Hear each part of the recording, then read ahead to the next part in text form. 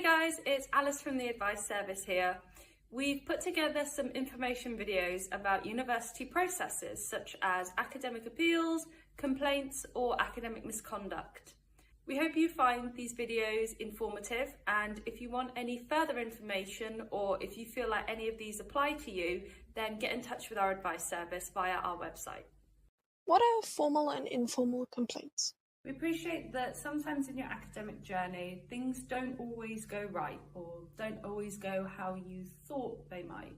Submitting a complaint to the university is a way for students to raise an issue formally to bring to the attention of the university. If you have an issue, the university does encourage that you bring this up to a lecturer or a programme manager in the first instance. They'll be able to talk through if this can be resolved or if it's best to put a complaint in. If your cohort is having a widespread issue, it may be worth considering putting in a group complaint. This is when a number of students have a similar or same complaint. I've raised it informally. What now? To submit a complaint to the university, you'll need to access the SC08 formal complaint form. You can find this on the university's website with all the other forms. When you submit a complaint, the academic office may ask if you've tried to raise your complaint informally in the first instance. When submitting a complaint, you'll be asked to provide evidence.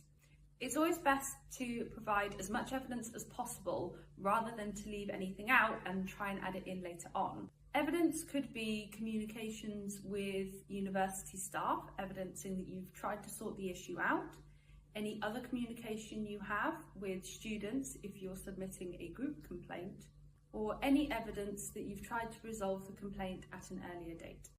What happens once I submit a complaint? Once you've submitted your complaint will then go to an academic office case officer. They'll have a look through the information that you've provided.